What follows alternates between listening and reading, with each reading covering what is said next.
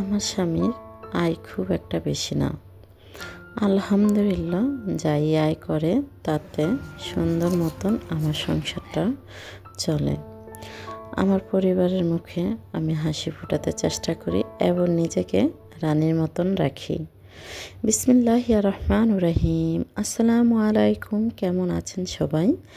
আশা করি আল্লাহর রহমতে সবাই ভালো আছেন, সুস্থ আছেন। আলহামদুলিল্লাহ, আল্লাহর রহমতে পরিবার পরিজন নিয়ে আমিও ভালো আছি।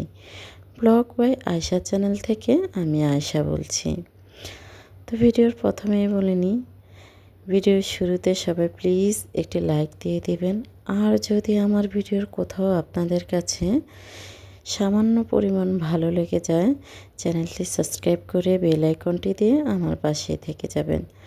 যারা দৈনন্দিন কাজে রান্নাবান্না পছন্দ করেন তারা আমার পরিবারের পাশে থাকবেন প্লিজ।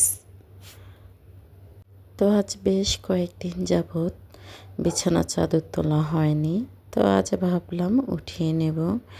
বাহিরে অনেক বৃষ্টি হচ্ছে। একবার চিন্তা করলাম যে না, উঠাবো না। আবার ভাবলাম যে উঠিয়ে নিই, প্রয়োজনে রেখে দেব। একটি চাদর রেখে দেব, আরও একটি চাদর আমি ধুয়ে দেব। যেহেতু দুটা চাদর ধুলে একসাথে পরিষ্কার হবে না, তাই ভাবলাম একটি চাদরে আজকে ধুয়ে দেব। তাই তো আমি বিছানাটা ঠিক করে নিচ্ছি।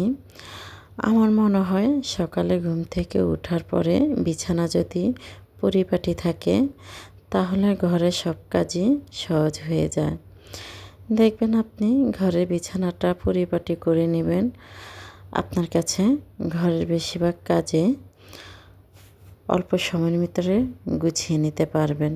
তাই তো আমি কিন্তু চাদরটি উঠিয়ে নিয়েছি, তারও একটি চাদর বিছিয়ে দিচ্ছি। তাই তো আমার মেয়ে কিন্তু ওর ঘরের চাদর ও আগে উঠিয়ে নিয়েছে, তা আমিও এই রুমের চাদরটা উঠিয়ে নিলাম। তো আজকে একটি চাদর ধুয়ে দেব। পরিপাটি গুছানো সংসার আমার কাছে অনেক ভালো লাগে। আমার সংসারটাকে আমি ভালোবেসে পরিপাটি করে রাখি। ঘর যদি অগুছানো থাকে আমার কাছে একটুও ভালো লাগে না। তো আমি আমার সাধ্যের ভিতরে আমার বাসাটাকে খুব সুন্দর করে গুছিয়ে পরিপাটি করে রাখি। স্বাদ আছে তো সাধ্য নেই। যেতটুকুর ভিতরেই পারি এইটুকুর ভিতরে আমার বাসাটাকে আমি খুব সুন্দর করে রাখি। এতে আমি অনেক খুশি, আলহামদুলিল্লাহ, যে আমার স্বামীর অল্প বেতনও আমার কোনো কিছুরই অভাব হয় না, এমনকি খুব সুন্দর মতন আমি আমার সংসারটাকে গুছিয়ে রাখতে পারি। তো দেখেন, এখন আমি মশারিটা কুশন কাভারের ভিতরে ঢুকিয়ে নেব। মশারি যদি কুশন কাভারের ভিতরে ঢুকিয়ে রাখি তাহলে পরিবেশটা আরও সৌন্দর্য লাগে, অনেকটাই ভালো লাগে।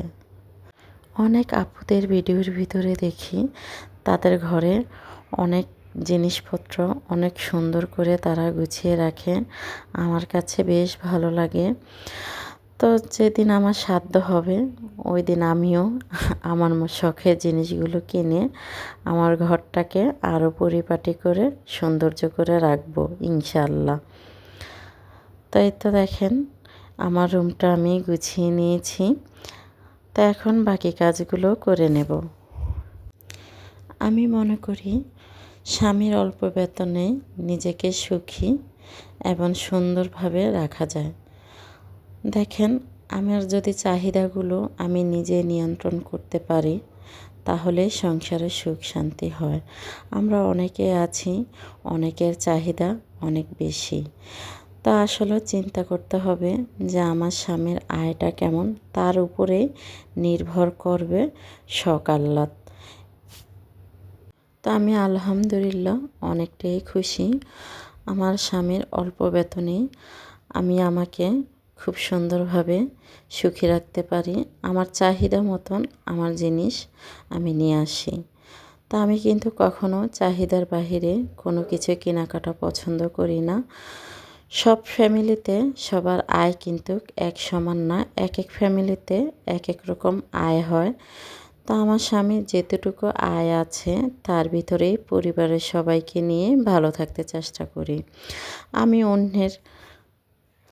অন্যের সাথে যদি নিজেকে তুলনা করি তাহলে দেখা যাবে আমার সংসারে ঝামেলা সৃষ্টি হবে। কখনোই নিজেকে অন্যের সাথে তুলনা করবেন না। আপনি চিন্তা করবেন আপনার সংসারে কিভাবে সুখে থাকা যায়, কিভাবে ফ্যামিলির সবার মুখে হাসিটা ধরে রাখতে পারবেন।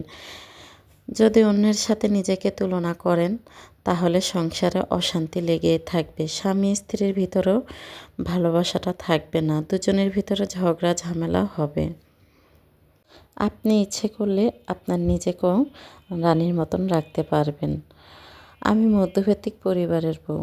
আমার স্বামী যেভাবে আমাকে চালায় আমি ওইভাবে চলতে পছন্দ করি, এর বাহিরে আমি চলি না। তো দেখেন আমার স্বামীর অল্প টাকায় আমি একটু একটু করে সঞ্চয় করি। আজ কিন্তু দেখেন আমার কাছে মাত্র 50 টাকাই ছিল, ওই 50 টাকাই আমি ব্যাংকে রেখে দিয়েছি।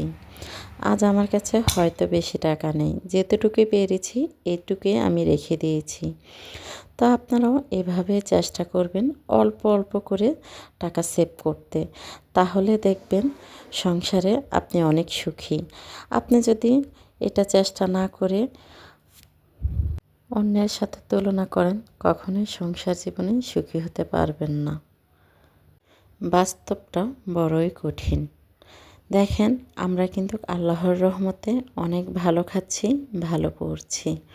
অনেকে আছে আমাদের থেকে, তারা এত ভালো থাকতেও পারছে না, ভালো খেতেও পারছে না। তাহলে তাদের অবস্থাটা কি একটিবার চিন্তা করে দেখুন। তো আলহামদুলিল্লাহ অনেকটাই খুশি আছি, আল্লাহর উপরে ভরসা রাখবেন। আপনি চেষ্টা করবেন প্রতিদিন অল্প অল্প করে সঞ্চয় করতে। আপনি যখন যাই পারবেন তাই টাকা জমানোর অভ্যেসটা করে নেবেন। আপনি যদি ভাবেন আপনার কাছে 20 টাকা আছে, আজকে খুব বেশি টাকা নেই, আপনি এই 20টা টাকায় জমা করে নেবেন। এভাবে দেখবেন এই ছোট আয়গুলো একদিন বড় হয়ে যাবে। আপনারা তো দেখেছেন আজ কিন্তু আমি খুব বেশি টাকা ব্যাংকে রাখতে পারিনি, মাত্র 50 টাকায় রেখেছি। তা আমার মতন আপনারাও এগুলো চেষ্টা করবেন। সংসার জীবনে সুখী হতে বেশি টাকার প্রয়োজন নেই। স্বামী স্ত্রী একসাথে পরিকল্পনা করুন, আয় ব্যয় বিষয়ে খোলামেলা আলোচনা করুন, ভুল বোঝাবুঝি কমে যাবে, সংসার সুন্দরভাবে চলে। দুজন দুজনকে বুঝতে চেষ্টা করবেন, দুজন দুজনের পাশে থাকবেন, দেখবেন সংসারের প্রত্যেকটা মানুষকেই সুখে রাখতে পারবেন। অনেক সময় খেয়াল করে দেখবেন হয়তো অন্যেরা আয় অনেক বেশি, তাদের সংসারে কিন্তু সুখ নেই, ভালোবাসাটা নেই। ভালোবাসা এমন একটা জিনিস, দুজনের ভিতরে যদি ভালোবাসা থাকে কুঁড়ের ঘরেও শান্তি পায়। ভালোবাসাটা যদি না থাকে আপনি পালঙ্কের উপরে শুয়ে থাকলেও, টাকার বিছানায় ঘুমালো, ওই সুখটা খুঁজে পাবেন না। সুখ এমন একটা জিনিস। তো আপনাদের দোয়ায়, সবার দোয়ায় আলহামদুলিল্লাহ আমার স্বামীর অল্প বেতনে আমি নিজেকে রানীর মতন রাখি, আমার পরিবারের সবাইকে নিয়ে সুখে থাকি। এক সময় হয়তো আমার সংসারে অনেক অভাব ছিল, অনেক ঝামেলাও ছিল। তখন বয়সটা খুবই কম ছিল, বুঝতে পারিনি। আসলে মানুষের বয়সটা যদি কম থাকে মানুষ কিন্তু বুঝতে পারে না। যখন বয়সটা একটু বাড়ে তখন তার জ্ঞানটাও বাড়ে। তা এখন কিন্তু অনেকটাই বুঝি, বুঝে শুনে চলতে পারি, এজন্য সংসারে ঝামেলাটাও হয় না। তো আপনারা সবাই আমার এই ছোট্ট ফ্যামিলির জন্য দোয়া করবেন, আমি যেন আমার স্বামী, সন্তানদের, আমার শাশুড়ি মাকে নিয়ে ভালো থাকতে পারি, সুস্থ থাকতে পারি। তো অনেক কথাই বলে ফেলেছি, আজ আর ভিডিও সম্পর্কে কোনো কথাই বলা হয়নি। প্রথমে একটু বলে নিয়েছিলাম যে ঘরটা গুছিয়ে নিয়েছি। তো এই তো আমার কিন্তু পুরো রুমটাই গুছানো হয়ে গিয়েছে। আজ আমি কিন্তু রান্না করিনি, রান্না করব না। আমার আগের দিনের কিছু তরকারি আছে, এতেই আলহামদুলিল্লাহ আজ আমাদের হয়ে যাবে। তো এদিক দিয়ে আমার শাশুড়ি মা একটু কচু রান্না করেছে, ওই কচু শাকটা দিয়ে আর বাকি যে তরকারিটা ছিল এতে আমাদের সুন্দর মতনই হয়ে যাবে। রাত্রে যদি প্রয়োজন হয় বাচ্চাদেরকে ডিম ভেজে দেব। সব সময় এভাবে আপনারা পরিকল্পনা করে চলবেন আমার মতো। আপনারা কিন্তু আমার ভিডিওতে দেখেন আমি কিভাবে সংসারে আয় ব্যয়টা করি এবং কিভাবে খাবারের ম্যানেজটাও করি, আপনারা কিন্তু দেখতেই পাচ্ছেন। যারা আমার রেগুলার ভিডিও দেখেন তারা হয়তো আমার সম্পর্কে জানেন। আমার বেঁচে যাওয়া তরকারিগুলো আমি কখনোই ফেলে দিই না। আমার ওই তরকারিটা আমি পরের দিন একটু ভালোভাবে গরম করে শুকনা শুকনা করে নিই, আমার পরিবারের সবাই পছন্দ করে। তো বেঁচে যাওয়া জিনিসগুলো কখনোই অপচয় করবেন না, এগুলো নষ্ট করবেন না। খাবার নষ্ট করাটাও ঠিক না। অনেকে আছি আমরা অনেক খাবার রান্না করি, তো খাবারটা বেঁচে গেলে আমরা খাবারটা ফেলে দিই কি নষ্ট করে দিই। দেখেন এমন অনেক মানুষ আছে খাবারের জন্য অনেক কষ্ট করে। কখনোই খাবার অপচয় করবেন না। আমি হয়তো আজ ইচ্ছে করলে অনেক কিছুই রান্না করতে পারতাম, কিন্তু আমি রান্নাটা করিনি। যেহেতু আমার তরকারি আছে, কেন আমি অপচয় করব? আমি এই চিন্তাটা করে রান্না করিনি। আমি যদি আজকে নতুন করে রান্না করি, আমার বাচ্চারা দেখা যাবে আগামীকালে তরকারিটা ওরা আর খাবে না। ওরা ওই নতুন তরকারিটা দিয়ে ভাত খেয়ে নেবে। তাই আমি রান্নাটা করিনি। এইভাবে বাচ্চাদেরকে ছোট থেকেই শিক্ষা দেবেন, দেখবেন বাচ্চারা ওই শিক্ষায় সুন্দরভাবে গড়ে উঠবে। ছোট ছোট সঞ্চয়গুলো বাচ্চাদেরকে শিখিয়ে দিবেন, বাচ্চারা ছোট থেকে সঞ্চয় করার অভ্যাস হয়ে যাবে। আপনারা নিজেরাও সঞ্চয় করার অভ্যেসটা গড়ে নেন, আপনাদের দেখা দেখি বাচ্চারাও অভ্যেসটা করে নেবে। তো এই তো বাসার অনেকগুলো কাজে করে নিয়েছি। তো কথায় যদি কোনো জায়গায় কোনো ভুল হয়ে থাকে প্লিজ সবাই ক্ষমা দৃষ্টিতে দেখবেন। তা আমি একদম ভিডিও শেষ পর্যায়ে চলে আসছি। আজ এই পর্যন্তই। আসসালামু আলাইকুম, আল্লাহ হাফেজ।